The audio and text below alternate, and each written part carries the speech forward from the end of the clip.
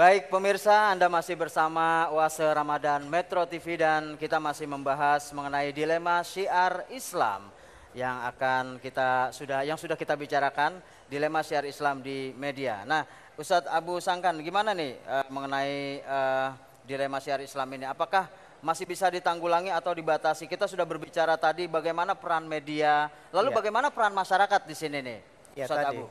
Masyarakat dan media harus saja kerjasama, terutama orang tua. Niatnya kemana? Tadi sudah sangat bahaya, informasi itu lebih kuat daripada nasihat kita yang di rumah. Nasihat orang tua tidak akan kuat, karena informasi berita itu terus menerus, diulang-ulang. Sementara nasihat kita itu hanya sebentar. Di sekolah itu hanya sebentar, tapi berita itu lebih menarik, lebih nyaman dan dikemasnya dengan baik. Biasanya kebaikan kurang dikemas. Setiap kebaikan, lihat, apakah ada orang tertarik datang ke masjid dan takut masuk ke masjid? Padahal tempat kebaikan. Jadi pada prinsipnya masyarakat tidak mau baik. Nah, pada prinsip tidak mau baik tadi itu, datanglah sesuatu yang tidak baik, memfasilitasinya. Berita-berita, saya akan kasih contoh sedikit. Informasi membuat orang bisa bangkit emosinya untuk jadi baik. Saya tidak promosi, Kick Andy itu sangat bagus. Karena saya kasih contoh lagi, itu orang bisa melihat kayak apa Kick Andy. Dia beritakan orang-orang yang betul-betul yang tulus, orang-orang yang bekerja beneran, yang baik seluruhnya, sehingga berprestasi. Sehingga berita ini sedikit sekali. Tapi kalau berita-berita maaf yang kurang baik, berita perceraian, berita korupsi, bolehlah ada. Tapi diinformasikan, bagaimana Pak Mukhlis menginformasikan yang agar dikemas, walaupun ada berita negatif, tapi orang akan tidak mau negatif. Bagaimana Pak Mukhlis? Ini berita soal bagaimana mengemas nih Pak Mukhlis nih. Memang akhirnya pilihan ada di dua pihak. Para pemilik dan pengelola media punya agenda. Pertanyaannya, ingin membawa masyarakat lebih baik atau lebih jahat? Kalau para pemilik media punya agenda membawa masyarakat ingin lebih baik, maka agenda-agendanya apapun keadaannya dikemas dengan lebih baik. Sebuah fakta kejadian tadi kebakaran bisa dikemas dengan sudut pandang yang objektif, tapi bisa juga dengan sudut pandang yang membakar emosi kita. Nah, itu dari agenda media Ustaz, Pak Muce. Dan sekarang agenda kita, teman-teman adik-adik sekalian. Agenda kita sekarang adalah pemilik-pemilik TV, pemilik-pemilik koran, dan yang ngeklik berita. Jangan pilih program, jangan pilih stasiun TV yang menghasut. Sekarang kekuasaan ada di tangan pemegang remote. Megang remote ya? Pemegang remote. Jadi kecuali remote-nya hilang nih Pak. Kecuali remote-nya tidak pakai. Jadi adik-adik semua, rakyat Indonesia bijaksana ketika memilih program yang baik. Dua pihak akhirnya, dua-duanya menginginkan negeri ini harus lebih baik 5 tahun, 10 tahun yang akan datang. Luar biasa Pak Mukhlis, terima kasih. Ini Pak Mukhlis boleh istirahat dulu, kita akan memberikan kesempatan kepada santri yang ada di sini untuk bertanya. Baik, siapa yang punya kesempatan pertama untuk bertanya, boleh berdiri, sebutkan namanya siapa. Silakan. Bismillahirrahmanirrahim. Nama saya Muhammad Ardian Marsya. Saya santriwan kelas 4 Pondok Pesantren Darun Najah. Pak Mukhlis, saya ingin bertanya, kenapa media-media yang ada tidak bisa menjaga kesucian bulan suci Ramadan dengan menampilkan acara-acara yang justru melecehkan bulan suci Ramadan? Nah, ini siapa yang akan menjawab? Ini acara-acara kenapa cenderung baik?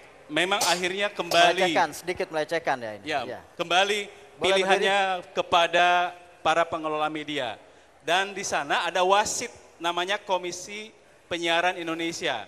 Kalau programnya sudah melanggar hal-hal yang sudah diatur oleh Undang-Undang Penyiaran, itu bisa disemprit, Namun sekali lagi, bagaimana seluruh anggota KPI atau Komisi Penyiaran itu melihat semua program 24 jam kali sekitar 13 stasiun dan ratusan TV lokal.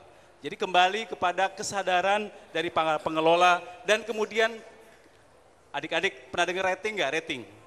Rating itu kalau adik-adik semua nonton, pada saat disurvei ratingnya tinggi. Ya. Kalau adik-adik tidak mengambil atau melihat program yang tadi yang tidak sopan itu, maka ratingnya turun. Ya. Jadi sekarang tidak perlu melihat program-program yang merusak kesucian bulan Ramadan. Setuju? Setuju. Contohnya nih Pak, acara seperti ini ratingnya pasti tinggi nih. Insya Allah untuk ini harus diklik terus, harus ditonton terus karena memang diikuti setiap sore. Karena nilai-nilai. Oke, baik, ada lagi teman-teman yang ingin bertanya? Saya bisa berikan langsung ini kepada bertanya. Boleh, silakan Pak Muklis memberikan hadiahnya langsung kepada. Nanti klik antaranews.com, ada berita-berita atau tulisan-tulisan yang inspiratif seperti ini. Iya, oke. Silakan teman yang lain.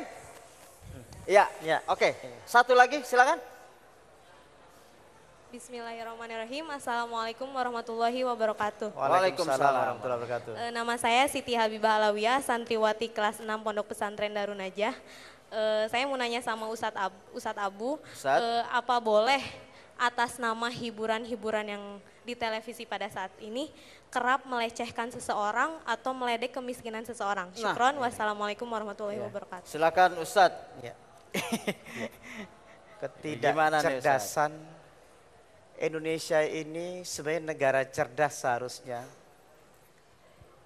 Orang bodoh itu, lihat maaf nih ya, lawakan di luar negeri itu hampir tak dengar ada namanya slapstick, artinya pelecehan, jatuh-jatuhan, tidak. Tapi dia intelektual yang digunakan, kecerdasannya.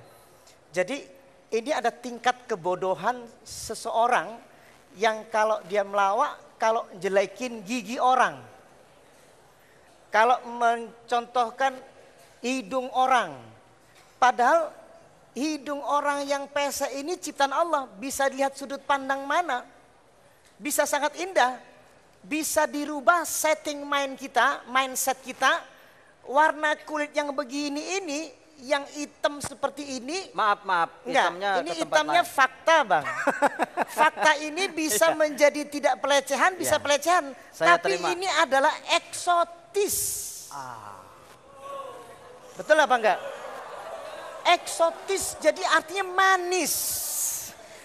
Jadi orang kayak gini, orang bule yang senang biasanya itu.